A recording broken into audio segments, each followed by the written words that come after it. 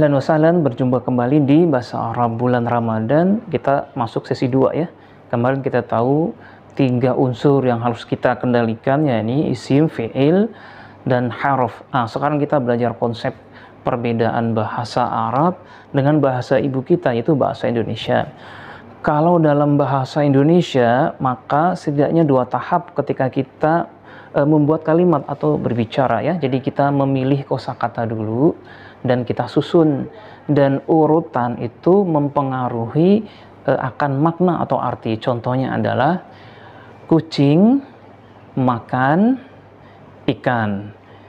Kucing tentu sebagai subjek ya, makan sebagai predikat, dan ikan sebagai objeknya. Jadi diurutkan saja, setelah kita memilih kosakata diurutkan.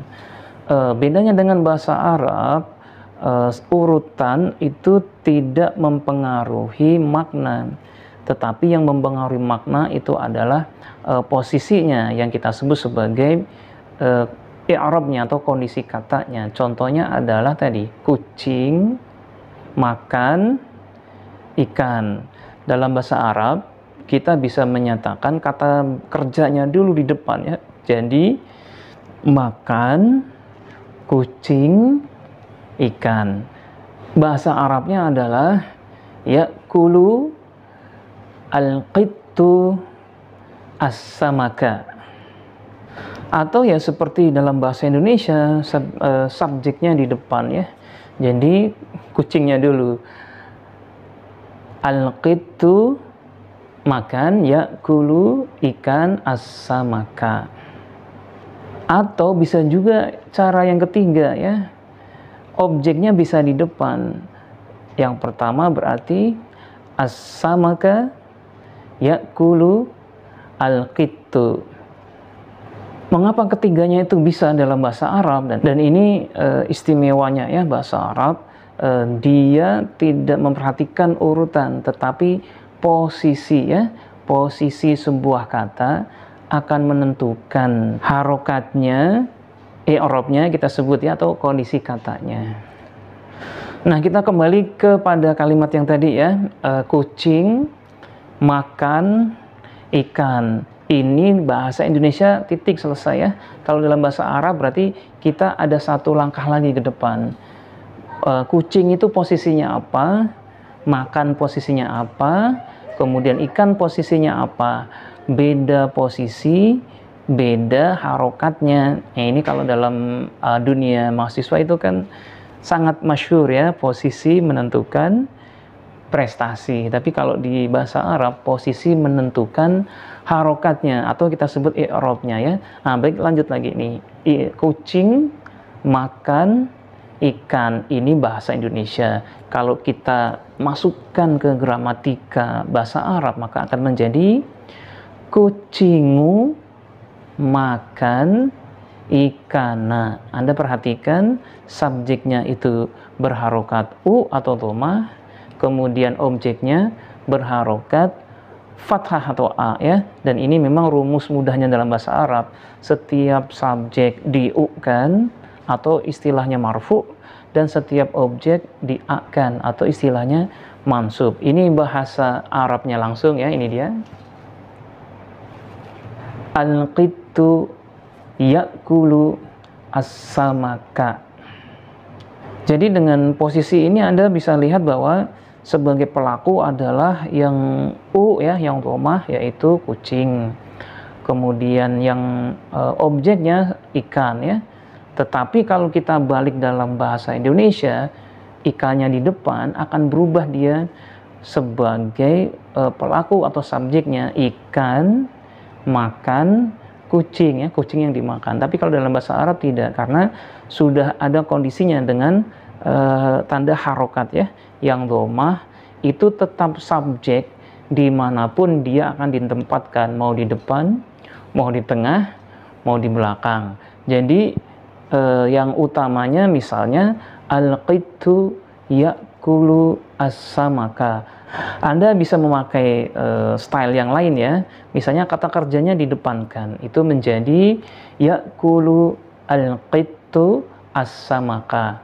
Atau ini yang ketiga juga bisa ya, meskipun tidak lazim, Anda bisa menjadikan objeknya di depan, yaitu as-samaka yakulu al-qittu. Itu bisa karena tetap posisi sebagai pelaku tetap U, objeknya tetap A. Nah, inilah bedanya konsep bahasa Arab dengan bahasa Indonesia.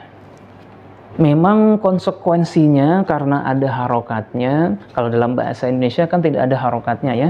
Kita akan lebih detail, kita akan lebih ada effort ya, ada usaha untuk mengidentifikasi mana yang saya harokati ya.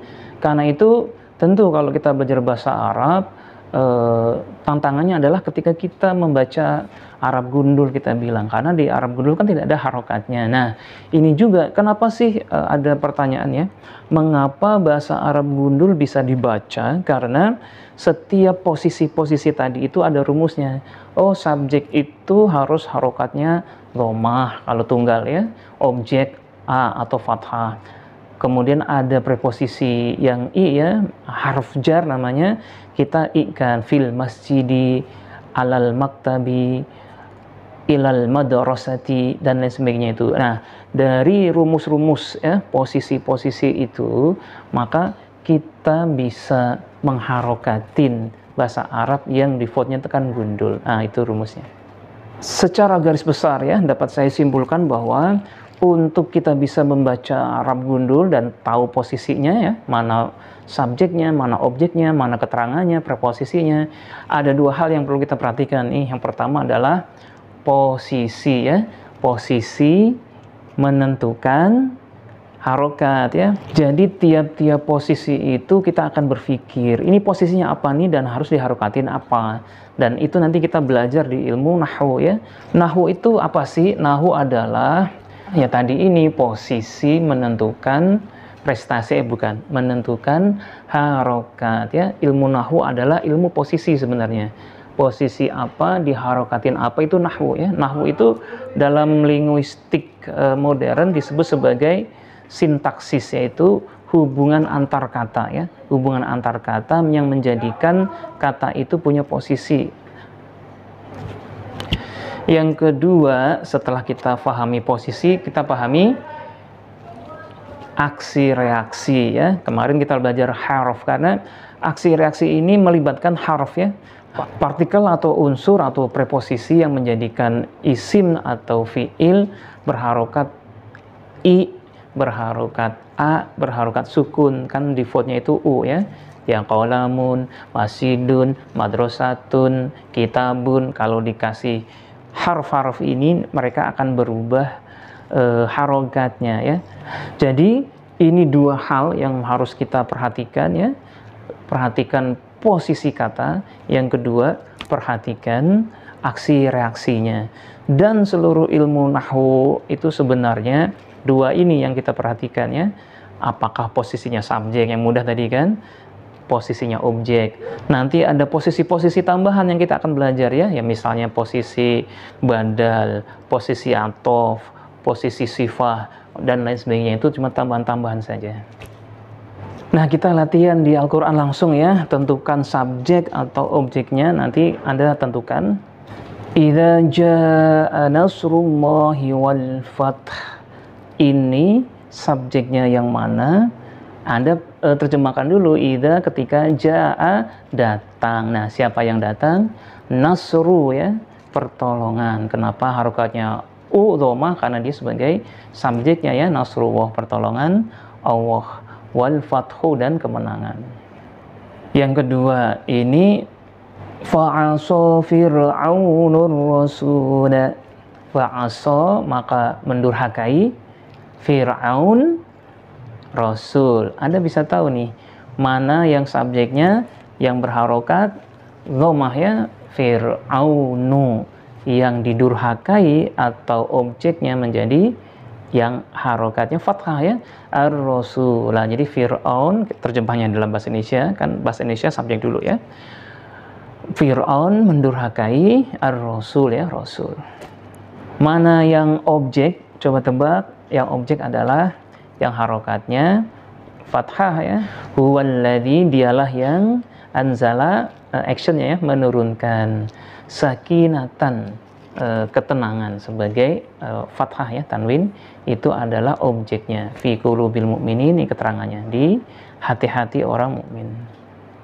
Selanjutnya ini wa qul i'malu fasayarallahu amalakum. Subjeknya yang mana? Jelas ya. Wa qul, dan berkatalah, i'malu, bekerjalah kalian, fasayara, maka akan melihat. Siapa yang melihat? Allahu ya, sebagai subjeknya. Allah akan melihat. Apa yang dilihat? Amala ya, amalakum, sebagai objeknya ya, amal kalian.